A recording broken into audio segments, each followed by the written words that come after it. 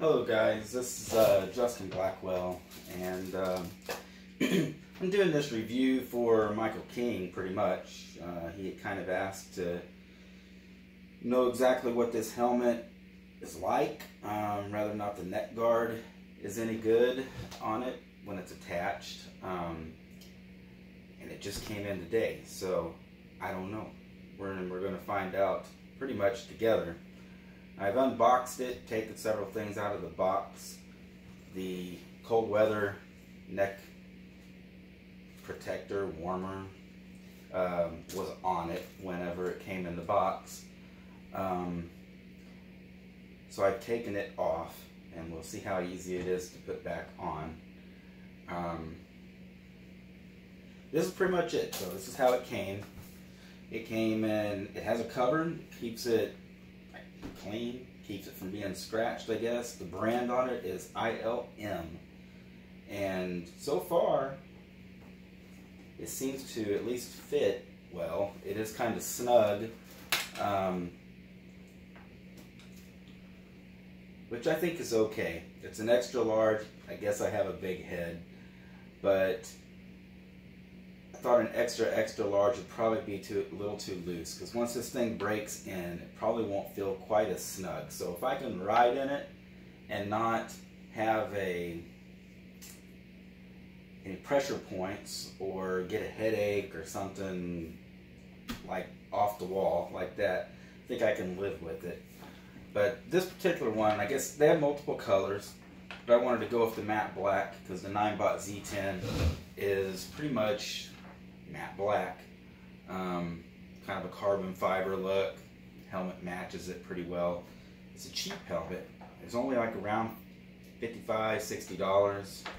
I'd have to look on my Amazon to see exactly what it totaled, but my phone is actually doing the recording because I don't really have any recording equipment yet. It came with the clear visor on it with the quick release. So if you wanted to release it, you just lift this up, pull down, and you can pop it out. I won't take it out to this off, but the quick release lets you take the visors off easily without removing screws. And it came with the smoked visor. I haven't taken it out of the package. It looks pretty good, but it doesn't, I don't want to get scratched. I might use it in the summertime, so I'm just going to leave it in its plastic and only get it out probably when I need to start using it. But it looks like it's made just as well as the clear one. It's pretty dark, so I think it would have to be fairly bright outside or it would really hinder your vision. Before the helmet, it has a vent in the front where you can control the air anywhere from almost completely shut off to it just kind of clicks. How many clicks is there? 1, 2, there's two settings. But off, there's 3 settings really. Off, a little bit of air, as much air as it'll allow in. It's got some vents up around here, and I haven't had time to use this helmet, so I really don't know how well they work. But I'll be able to comment more on that after I ride in it. But these vents are controllable also. They got little sliders on them. You can open them up and let the air flow in around the, I guess, the skull of your skull cap part of the helmet, or top of your head, really.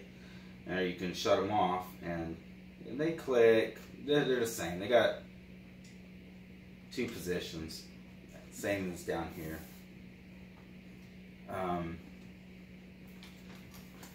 Before I put the neck guard on, I'll show what it looks like with it off, or with it on.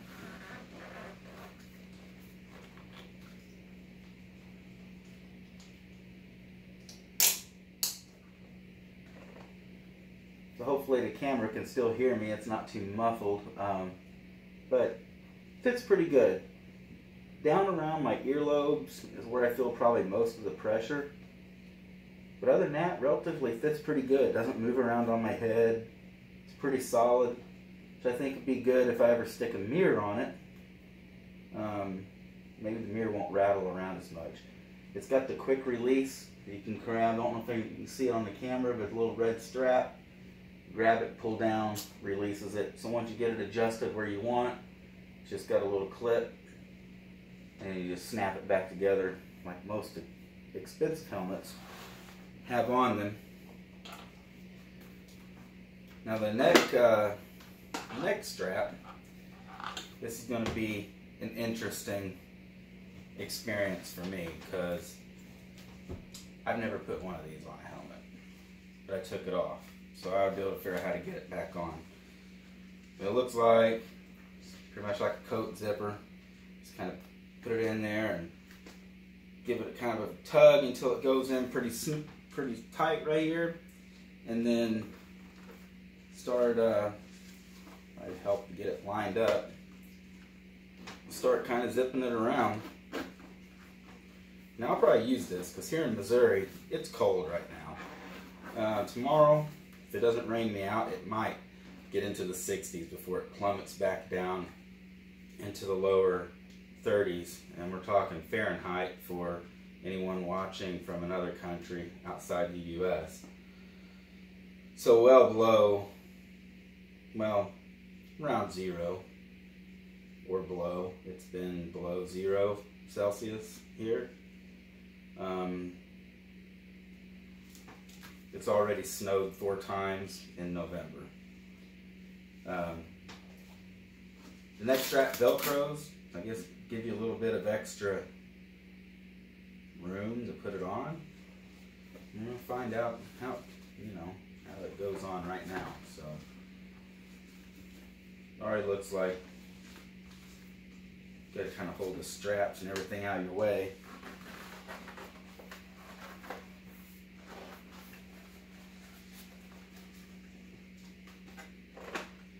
So I loosened the Velcro, so behind my head I'll put the Velcro back on, I guess, and that's relatively easy to do. Everything seemed to line up pretty well.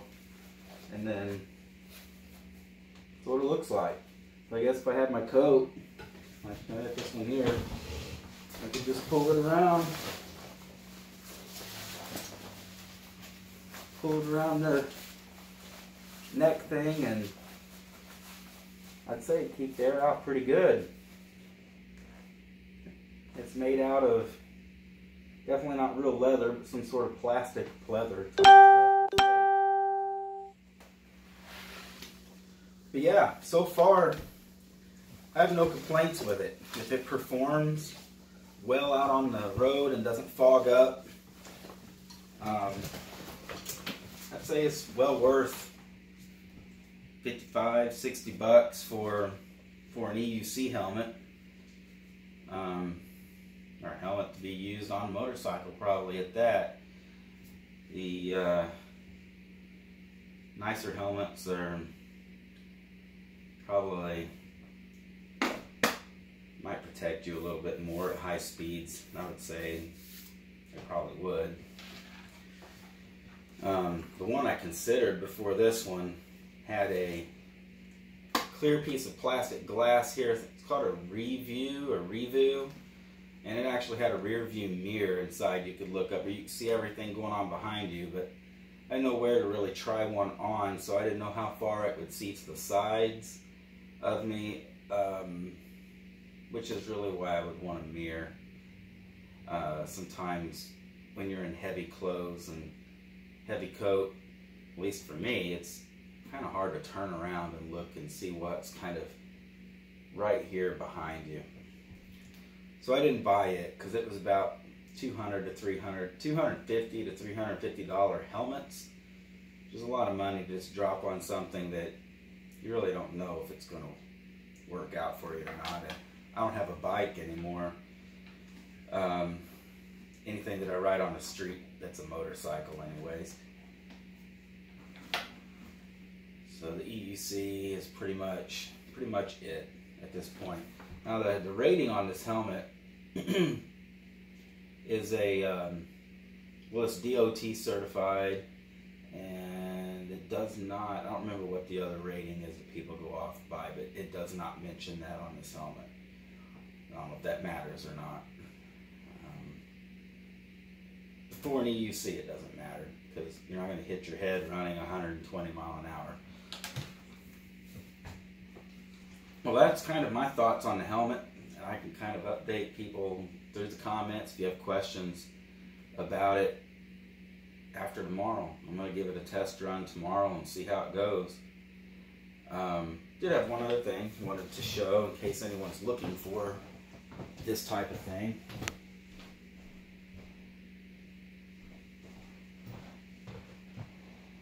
Well, never mind. It's out in my car, and I'm not going to go out there and get it right now. But if you go over to Marty's page on YouTube, Marty's YouTube channel is like electric unicycles.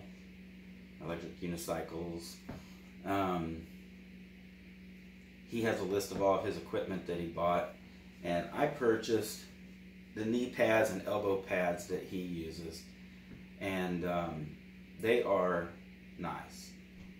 They're big, they're bulky, and to me, they're probably not the most comfortable to wear, but they're definitely going to protect pretty well.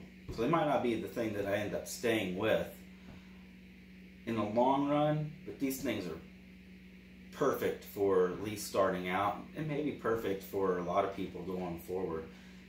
They're bulky enough that I thought they were going to hinder my riding, and they did feel a little awkward when I first got on the unicycle, but within about 5 minutes I adjusted to them, no problem. And they do protect very well. Here in the house, which is about the only place I really could protect them, I just kind of threw all my weight on my knees, and it felt more like I landed on a mattress on my knees. It really didn't feel like I landed on my knees at all. So those things are great, and you can go over to Marty's YouTube channel, check those out if you're looking for knee pads and elbow pads. They may be exactly what you need, and that's Marty Back if it's in English, and if it's German, I'm going to say it's Backe. I've never really heard him say his last name, so maybe he'll tell us how he pronounces his last name. Anyways, this is my review on the helmet so far. I'll know more about it tomorrow, and hope this helps somebody.